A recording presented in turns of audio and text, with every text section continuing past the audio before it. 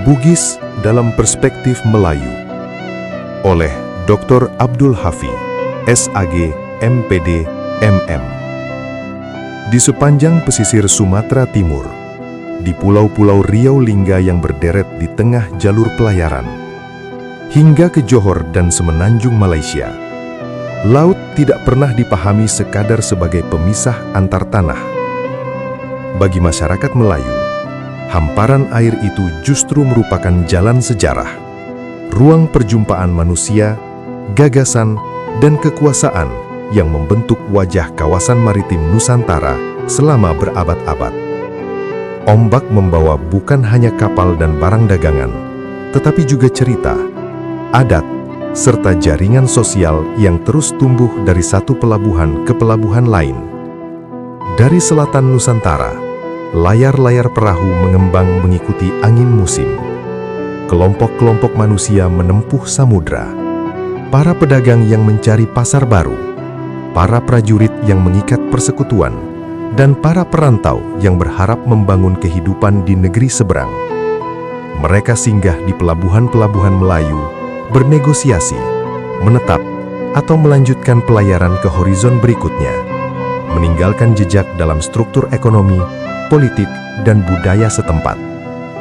Dalam ingatan kolektif Melayu, arus kedatangan itu kerap diringkas dalam satu sebutan yang bergema kuat dalam hikayat dan cerita lisan: Bugis. Nama ini bukan sekadar penanda asal geografis, melainkan simbol mobilitas maritim, keberanian menantang laut, serta peran para pendatang dalam menganyam sejarah kawasan pesisir Nusantara. Dalam tradisi lisan, hikayat istana, serta berbagai catatan sejarah Melayu, istilah Bugis sering muncul sebagai penanda penting bagi kelompok-kelompok pendatang yang tiba dari arah selatan Nusantara.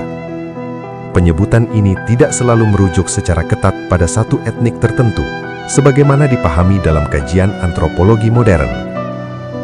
Bagi banyak masyarakat Melayu pesisir pada masa lampau, Bugis lebih merupakan kategori luas, sebuah nama payung untuk menyebut orang-orang dari wilayah Sulawesi Selatan yang datang melalui jalur laut dan menetap atau berinteraksi di pelabuhan-pelabuhan Melayu.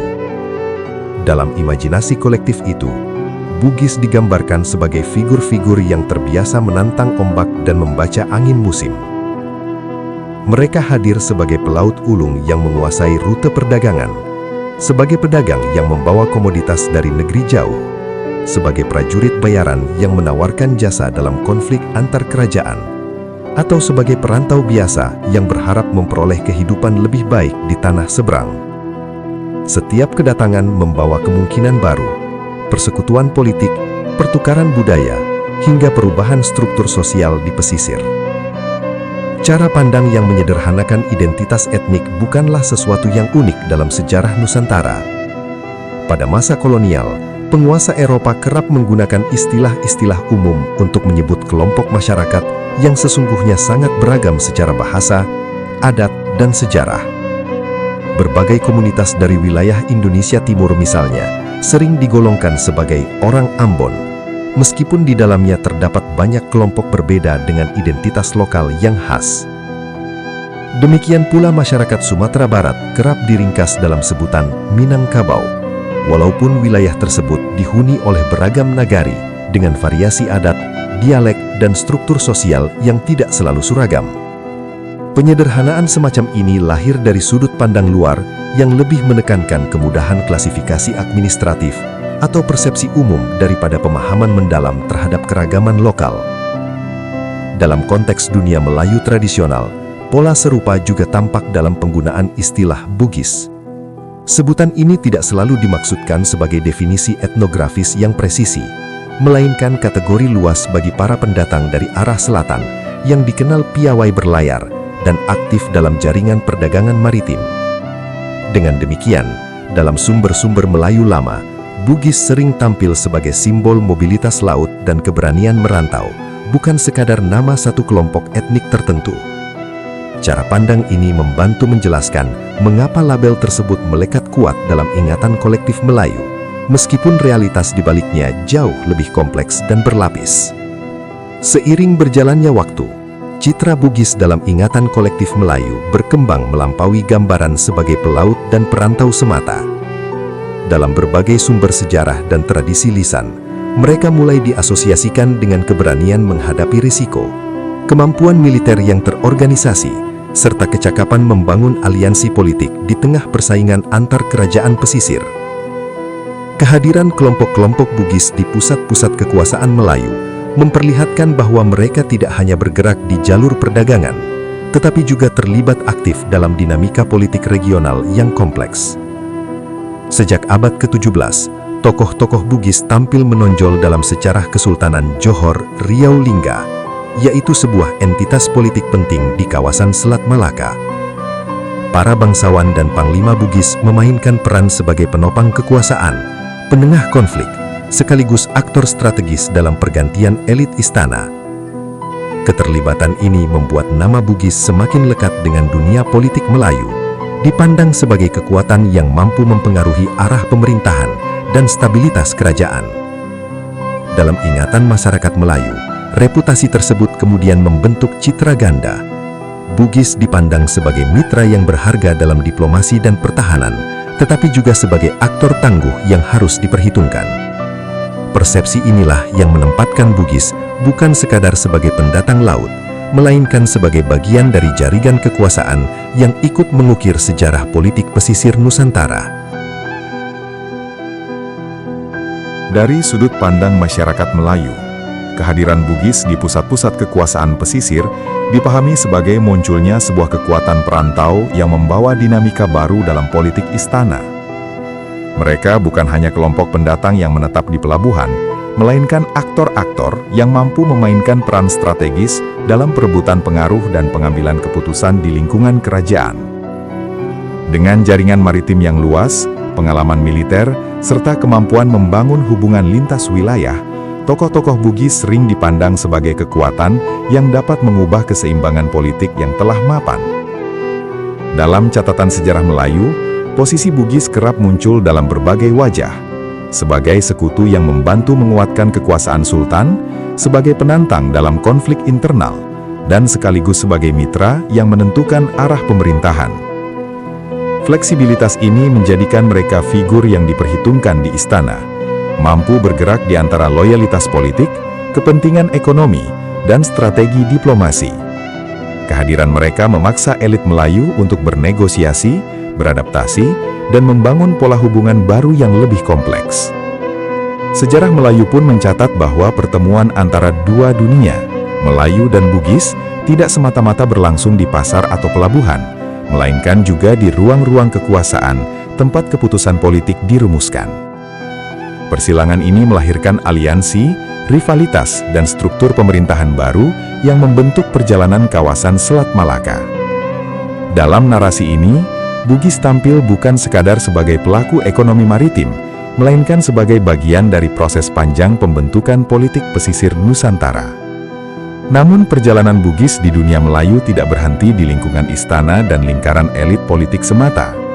Di banyak wilayah pesisir, dari Sumatera Timur hingga Kepulauan Riau, dari Johor sampai Semenanjung, komunitas Bugis mulai membangun permukiman tetap dan berakar dalam kehidupan sosial setempat.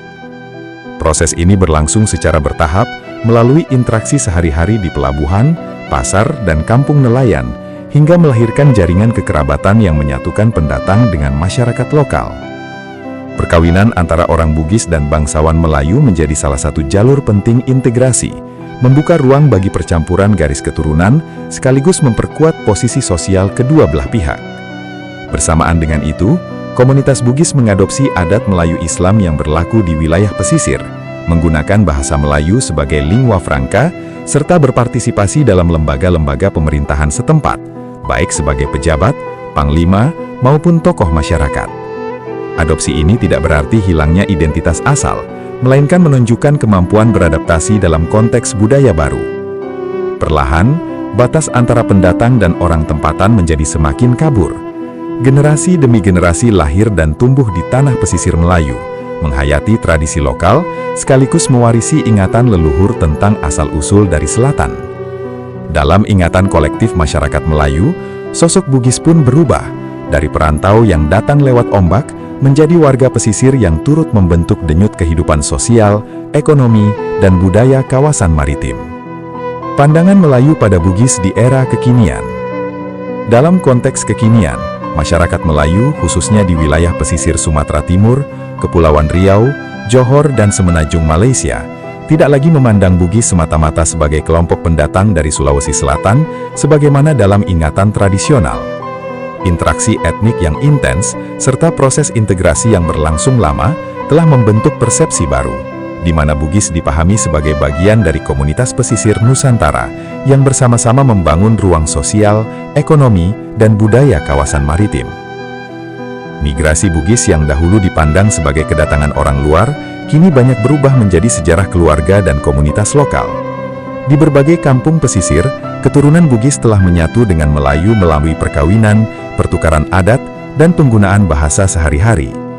Identitas hibrid seperti Melayu keturunan Bugis mencerminkan realitas sosial yang cair, di mana perbedaan etnik semakin jarang menjadi penentu utama dalam hubungan sosial. Dalam bidang politik dan ekonomi, komunitas Bugis juga dilihat sebagai mitra setara dalam pembangunan wilayah pesisir. Jejak sejarah keterlibatan Bugis dalam kerajaan Melayu memberi dasar penerimaan sosial ini, sementara pada masa kini, keturunan Bugis berperan sebagai nelayan, pedagang, pengusaha pelayaran, birokrat, akademisi, dan tokoh masyarakat. Citra lama tentang pelaut ulung dan perantau tangguh tetap hidup, tetapi dipahami sebagai modal budaya yang memperkaya masyarakat pesisir secara keseluruhan. Ikatan budaya dan keagamaan semakin memperkuat kedekatan Melayu-Bugis. Kesamaan nilai Islam, kehormatan keluarga, musyawarah, dan solidaritas sosial mempertemukan konsep Melayu tentang adat bersendi syarak dengan nilai Bugis seperti siri dan pese.